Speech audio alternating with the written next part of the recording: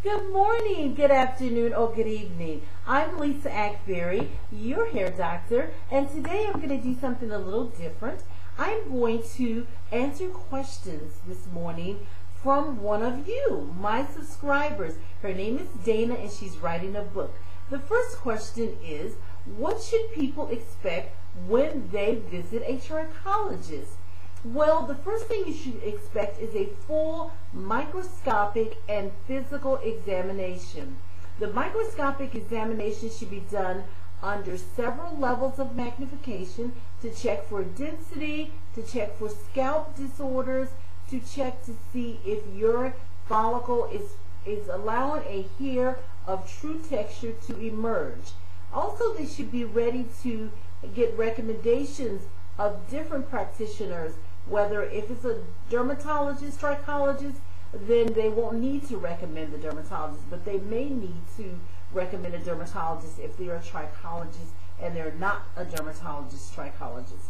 Then you want to have them recommend other practitioners based on their findings. You also would expect them to do this microscopic and physical examination with a monitor in front so that you can see and they can explain what's happening to your hair and scalp and why you're having these problems. You want to expect a diagnosis, which will tell you what's wrong, and then even a prognosis, which will give you an idea of how well you would do in percentages if they can. And that's what I like to do with my patients. I like to say, well, within this area, based on the ratio of follicles that are damaged or down or destroyed and the ones that are just perhaps blocked, ingrown, things of that sort, this is how much you can expect to regrow, which is crucial. We also have coverage numbers. That means if this doesn't grow, since hairs grow in this particular follicle won't allow hair to grow, since hairs grow in follicular units, you want to make sure that they can tell you whether this unit will have several hairs growing from each one of those. This unit will have several follicles that are allowing the hairs to grow from the actual mouth of the follicle, or this unit has several follicles that are blocked. And within a follicular unit, you've heard me say this before, there are a follicular unit is a pore, and there's several follicles within that unit. And sometimes you have follicles that are blocked. Now each follicle, keep in mind, has one hair. And so you want, with the microscopic view, your trichologist will be able to tell you whether or not this follicle is functioning, this follicle has a blockage. They'll be able to tell you all these things. So you want that microscopic view. How important is the visit to the trichologist? Crucial.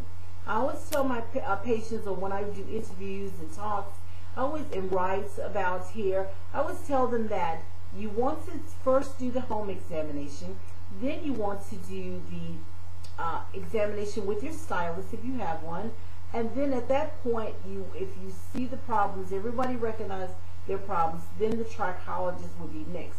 Because the trichologist can tell you which direction you should go in, whether you need to see a practitioner that's of a different background than them, or whether they can help you with your particular problem. That's why it's so important. If it can be treated, trichologists or drugless practitioners, unless they're dermatologists, trichologists, then they can write prescriptions. But trichologists cannot. They're not medical doctors, but they can treat the disease of the hair and its connection to the scalp. It always depends on their practice, their area of research. Okay, and the next question is, how regular should one schedule an appointment to see a trichologist? Well, what I do with my patients who come in to see me, I start out with what I call stabilization. And there are 4 parts to my program. Stabilization will be the first. So initially, you may see your trichologist often, maybe once a month, sometimes every 12 weeks. And then after that, you will go into what we call maintenance. After stabilization, your problem is pretty much stable. You stop losing hair, your scalp problems are solved, and then you're ready to go into maintenance regrowth. We actually grow in hair. You're beginning to reintroduce chemicals if you wear chemicals. you're beginning to transition, if you want to transition, those kinds of things, wear color, use heated tools, and you're actually obtaining length. So in cases where you've had blockages, there may be some specialized treatments at that point. So you will visit your trichologist maybe sometimes every 4 months, every 6 months, up to, may not visit them for that next year. But usually it's every 4 and 6 months. Okay, and then you have prevention. Once you get into prevention, what that says is that your problems have been solved. You have been able to maintain the stability you achieved in stabilization, and then now you want to prevent the problems from returning. Now, prevention is a little bit like maintenance. But prevention, at this point, you have obtained the length you desire. You've regrown the hair that you can grow, and then you are able to do things like implants if you need to. Other types of partnerships are developed during prevention. And you want to have a program that is going to determine how well you're going to do year-round. So usually you'll see the trichologist maybe for a hydrating treatment once every season change, because our scalp is skin and it changes during the winter months, and sometimes depending on the part of the world you're in, and sometimes it'll change during the summer months or spring because of allergies, various things. You just never know. So we actually have our patients to come in once every season change just to see how their scalp and hair responds to that particular season. Now, they may not see the trichologist for a microscopic view, but they will come in for perhaps some treatments. And then there's extended prevention. Extended prevention is what you do for life. I know that I'm well. I've been able to stabilize my problems. I'm no longer losing hair. I have scalp problems. And I have maintained that stability. I'm preventing my problem from returning. So what do? You go in once a year for a physical examination and microscopic examination of the hair and scalp, just like you would do if you were having a physical for your body. So this is what you would do once a year. And sometimes in cases where their scalp problems were pretty chronic, then I will have my patients come in twice a year for those examinations. And then we choose one of the seasons where you were most challenged, and at that point we determine that you need to come in, say, in the winter months, or you may need to come once a year in the summer or spring once a year, just for a hydrating treatment. With that, the next question: what advice would you give to someone who's thinking of growing natural? Well, my advice that I would give would be more about your choices.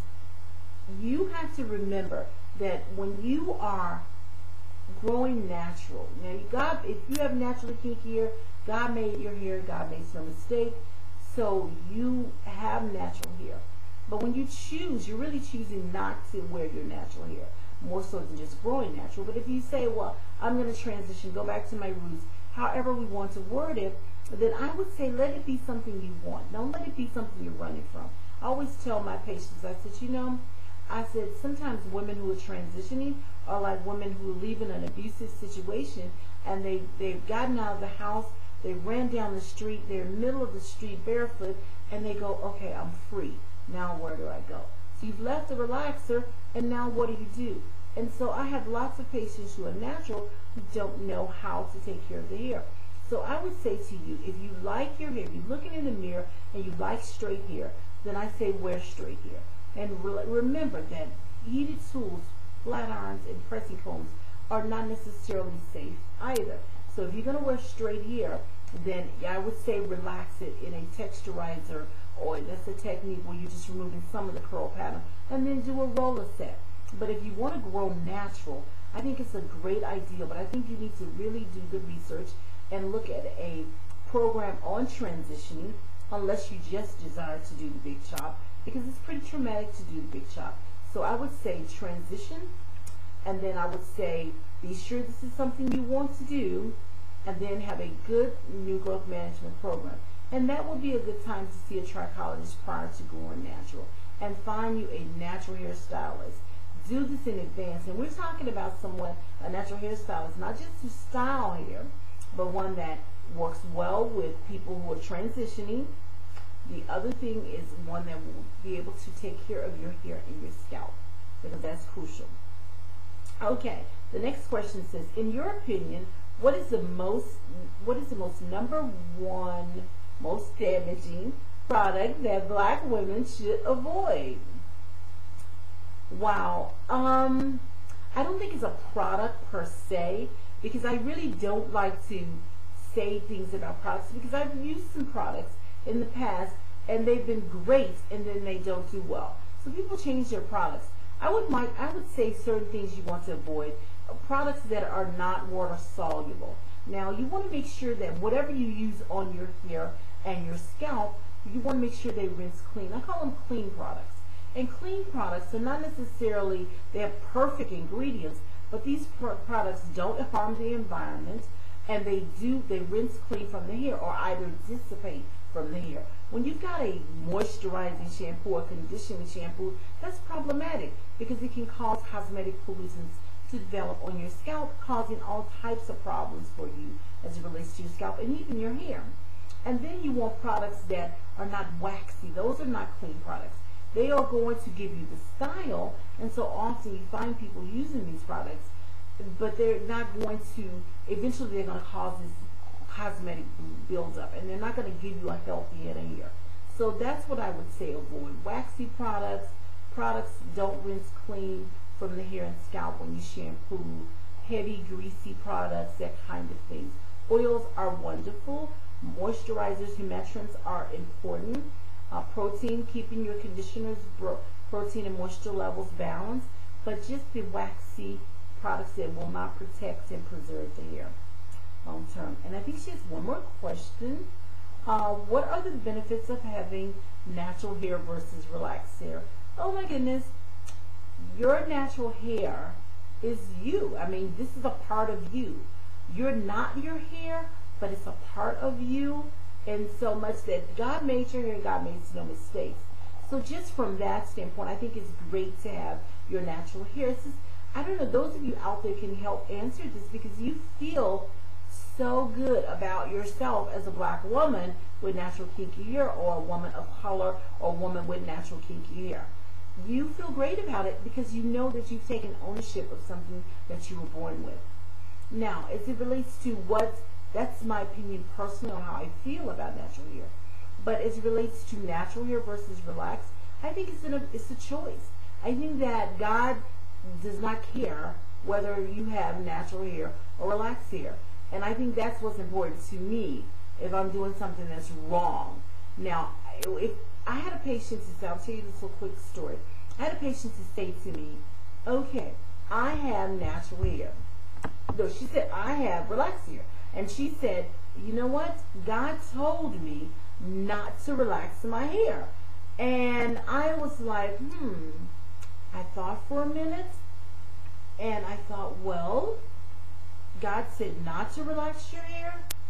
And I said, well, you know, maybe you're right. And she looked and she paused a minute.